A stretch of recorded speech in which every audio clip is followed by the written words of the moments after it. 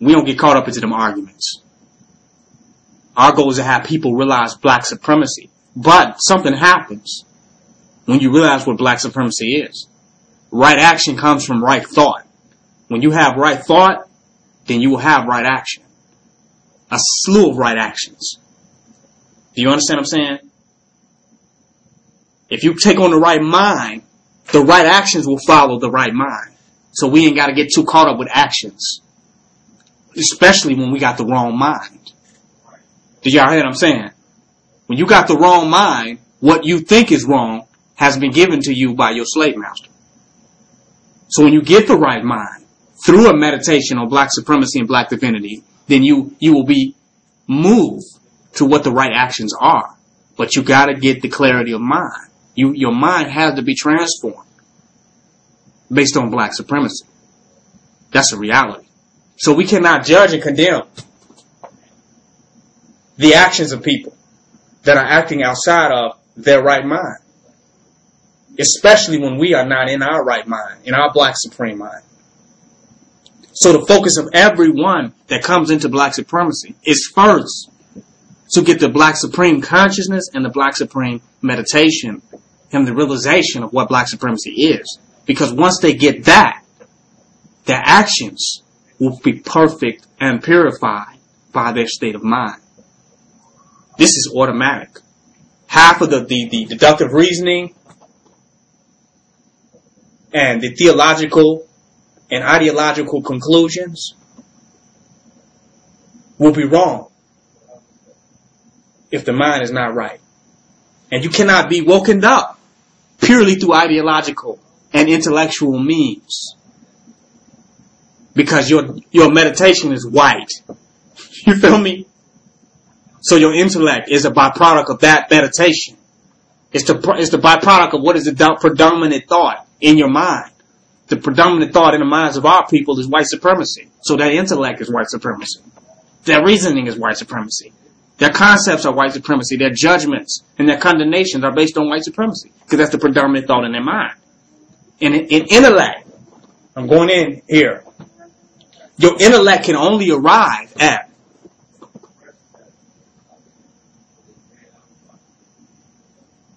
your predominant thought. Your intellect is just as good as what your predominant consciousness is. If we send a plumber into a house, we're not going to expect him to arrive at electrical problems. Right? Because his predominant thought is plumbing. So even how he begins to look at electricity is how he would look at the pipes and say, well, since the plumbing is here, then the electricity is probably there, right? Well, this is the same thing that happens with the mind that is on white supremacy. That has been inculcated with that. Its intellect is based upon a white supremacist framework and basis. And it arrives at conclusions by a rigged intellect on white supremacy. So the mind must then be purified so that its basis is black, so that its intellect could arrive at black supreme positions. Am I correct? So it's not purely through intellectual means that people can arrive to black supreme consciousness. But we can seduce them into black supreme realization through intellect. But then the intellect drops at some point and the Akashic memory awakens. And poof, they're there. The epiphanies and the light goes off. But we can't get them there by intellect. We can get them part the way. The cab will take you to the train. But the train takes you to another state. Intellect is the train. Is the cab. Self-realization is the train. Do you follow what I'm saying? That's the train of thought that you have to be on to arrive at the destination of black supremacy. Where am I going with this? How we see everything. I don't just want to say homosexuality. How we see relationships in all their forms are based on the predominant thought that has been in our mind for as long as we have occupied this planet and been bombarded with the popular thought streams that have been going on this planet, which have happened to be white supremacy. How we see relationships are the same. I want to go with that. We're speaking English. That's white supremacy. When we understand things to only exist in English. Watch. But nothing exists in English. It only exists in reality. We articulate it in English. Black supremacy wants to get you to the reality of things. Don't get lost in your articulations. Do you follow what I'm saying? Don't get lost in the expressions or the vernacular of things. So, our concepts are English. Our concepts are white supremacist concepts. It's white supremacists conceptualizing. Do you feel me? These are our thoughts. We're conceptualizing from a white supremacist paradigm. But the essence of who we are from a DNA level is black. The root, the source energy of the entities that we are moving around as is black. It's ancient. Instinctually. We are ancient entities, instinctually, by nature. The more we in tune with our nature, the more we get source information. And we develop higher concepts. And we develop an understanding of higher concepts greater than white supremacy. White supremacy is the ceiling of this society. Black supremacy is the infinity of who we are. Do y'all hear me? White supremacy is the ceiling, the thought ceiling of this society. Black supremacy is the infinite entity that each and one of us actually is. So,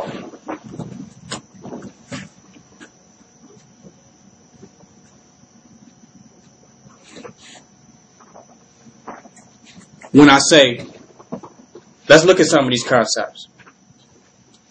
Marriage. It's going to be a good one. You have a soulmate. You have a soulmate. When your Akashic records awaken, you realize who your soulmate is. Not wife, not husband, soulmate. Deeper context and content than a soulmate and a wife or a husband. Deeper. Wife, husband, Eurocentric. Soulmate, ancient twin flame. Do you follow what I'm saying? Ancient entity. Vibration reoccurring. Returning. Symbiotic. You know what I'm saying? Affinity towards. These words can replace what we have been calling marriage. You feel me? But this is a reality of things.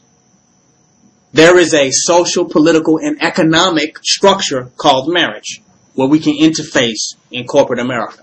You follow? And within their paperwork, their jurisdiction. The reality, though, of our connection to other human beings is a soul experience.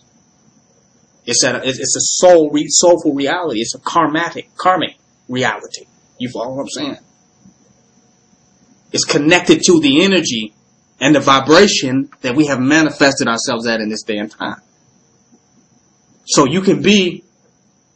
we try to make that marriage. But to try to make that marriage is to act as though you can get to that without realizing who you are. Do you feel me? When you realize who you are, then you simultaneously realize who everyone else is. And who they are and what role they play in your life begins to occur to you automatically. It's not let's try to make this marriage work. It's, I know who you are. I know who I am. I know who we are. That's not marriage. Do y'all feel what I'm saying? Marriage is an attempt to create a lifelong bond or relationship with someone else. What we call affinity towards one another. You feel me? That has nothing to do with marriage. That's an awakening. That is a remembering. Becoming a member again. With yourself in feminine or masculine form. Do y'all hear what I'm saying? Remembering the energy, the vibration, and the aura of relationships that you once interfaced with. You follow? The vibration that is comfortable to you. They say, you know, they used to say that's a line when you run into somebody and you say, well, dang, it's like I know you from somewhere. That ain't just a line. That's what you are supposed to be doing. When you interface with someone, you are supposed to be remembering. Each and every individual that we come in contact with is a gateway to reenact or reactivate our Akashic memory to who we are and why we're here. Do you follow? Every relationship that we get into, it's the light bulb is supposed to go off. Because who you are and who they are is one and the same destiny. So once destiny is clear, it's clear here and it is clear there. So it can become clear simultaneously. Do you follow what I'm saying? With the entities that come together.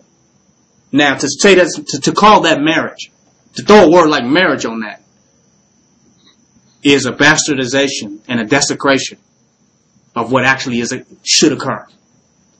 You can't just throw marriage on that and say, I got it. No, you don't. So when you become a Black Supreme being and you have Black Supreme consciousness, you focus on that first. You focus on that first, because once that your consciousness is awakened, you're not trying or attempting to create anything with anyone. You are already aware of what can happen. You're crystal clear about reality, am I right? You're looking at it from your Kundalini and your third eye is awakened. So you're looking at everything from an Akashic perspective. So you understand, and understand what can happen in this interface. You're not guessing, rolling the dice, trying to see if your astrologies align. You follow? You actually are in the enlightened awareness. It's like you born back on this planet and you remember where your old house was and what it looks like. You know where you're at. Just like a deja vu. These things that we call marriages should occur like deja vus. Not something that we're trying to do that we didn't got from Dr. Phil and some shit we didn't hear Oprah talk about or something. You know, it should be like a deja vu. Not a struggle as a mortal entity, a mortal, feeble, materialistic entity. Because that's what these marriages have become. They have become struggles of egos. Not a waking entity, but two little egotistical accidents. You feel me? Struggling. It should be like a deja vu. You understand what I'm saying? We remember who we are. And it is stepping into our divine role. So it's effortless. To be who you really are, it's effortless. People talk about I'm struggling with marriage. I can't believe this marriage. You don't know who you are. Forget marriage. Focus on remembering who you are and awakening your consciousness. Everything else will happen from that.